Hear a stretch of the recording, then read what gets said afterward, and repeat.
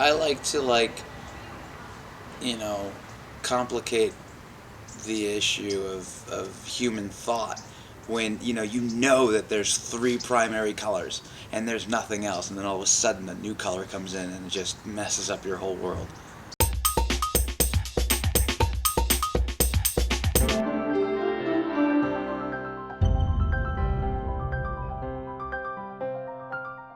I had a motorcycle accident in 2006. I hit a guardrail, hit a pole, and then went over a 40-foot embankment and crashed on the side, off the side of the freeway. I don't know how long I was there, maybe 10 minutes, and then when I woke up I couldn't move my leg, couldn't move my other leg because my pelvis was broken.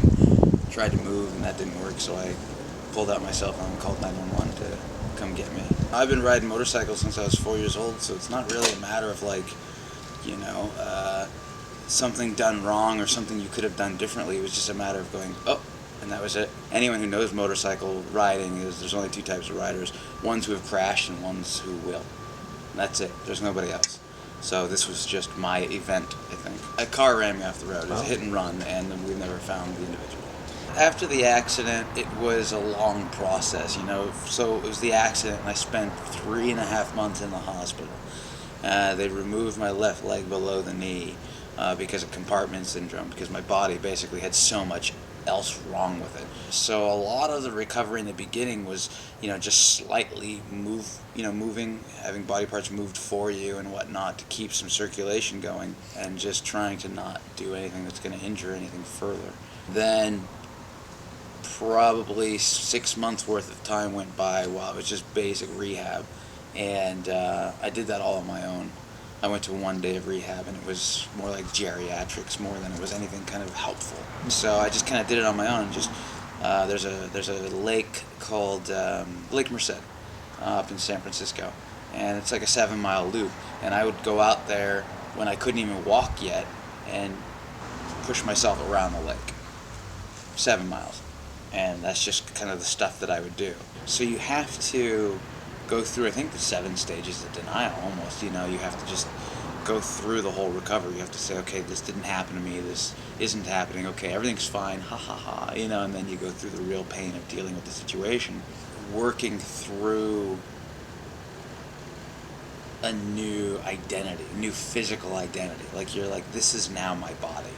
I think that there's a physical sense to it, like you have to push yourself through a certain type of pain in order to advance. If your leg hurts, most people will just take it off. Oh, it hurts. No, leave it on. Leave it on as long as you can stand it. Walk as far as you can. If today you walked a mile, in 3 days, walk 2 miles.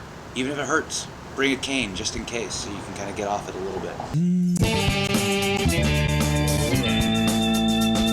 I'm the first amputee to pull a backflip, I guess, in history. That I know of. No one else has come to claim it, so I'm assuming it's true. But yeah, I'm that, and then in top adaptive BMX in the world right now. Went to the X Games. I can do tailways, backflips, 360s, bar spins, every trick. Pretty much ride with most everybody.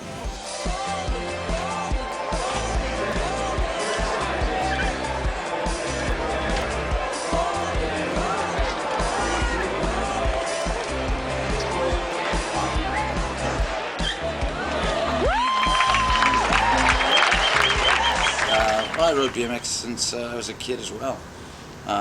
Like I said, I rode motorcycles since I was 4, and my dad had a cabin up in Paradise Pines, which is north of Chico, and we'd go ride motorcycles all the time out there, and it was so much fun that I would ride BMX every day of the week when I was not at the cabin. We had a field behind our house that I built jumps at, and the jumps were one mound, which turned into doubles, which turned into bigger doubles, and further and further and further. Then I'm doing jumps over 40-foot jumps.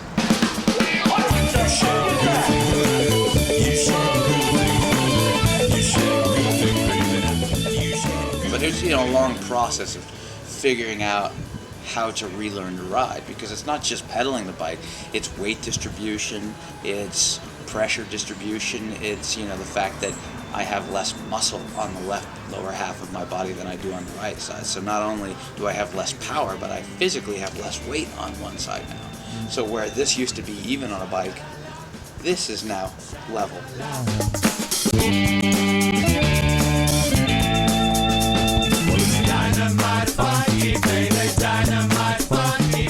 I despise being afraid of something more than being afraid of the thing.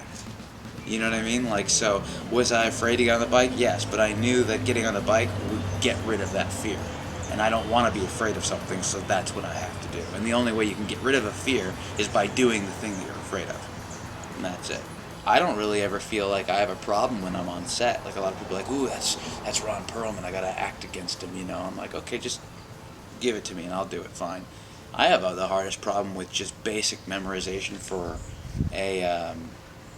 an audition, because when I walk into an audition room and there's all this new stuff, like it's like a picture of, you know, let's say it's your office and it's your family and your friends and, you know, little doodads and a penguin, and I wonder about all these things and all these thoughts are going through my mind and I need to focus on what I'm doing.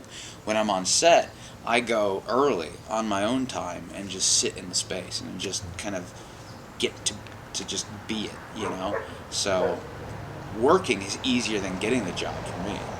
Acting for me is liberating. It's a little more like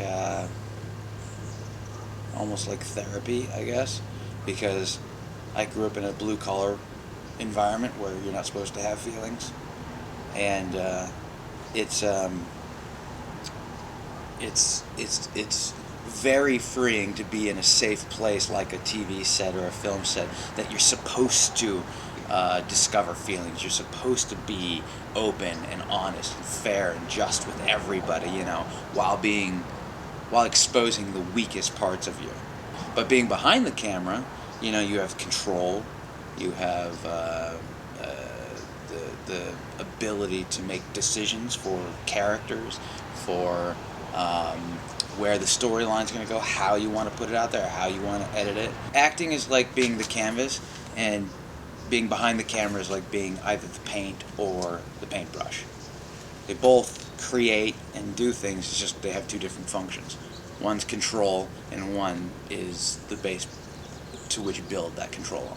When I lost my leg, I was thrusted into a new world and was completely blown away by what I saw. I don't know everything there is to know about disability rights collectively. I still say the wrong thing.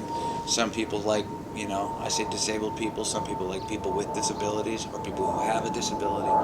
Sometimes the terminology can get you all turned around, but one thing I'll never forget is I was doing this scene with this lovely girl named Allison who has CP, and and we're doing an acting scene together, and she's, you know, her disability was, you know, pretty involved. Like, she didn't speak very well, you know, she had a hard time getting the words out. It was, you know, a little hard to understand her.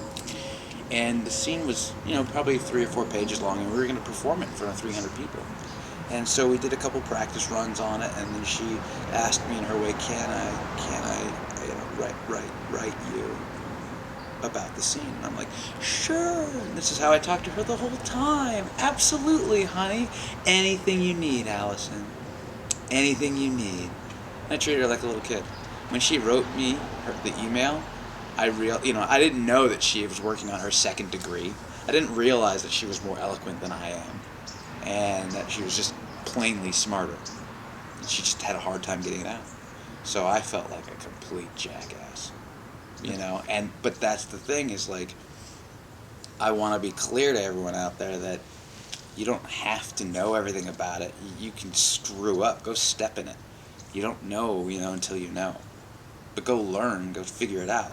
Like when I saw someone rolling down the street before my injury 10 years ago, I'd have been like, oh man, that sucks. And not thinking that's probably a brilliant person that doesn't have an opportunity just because of people like me and my thought processes.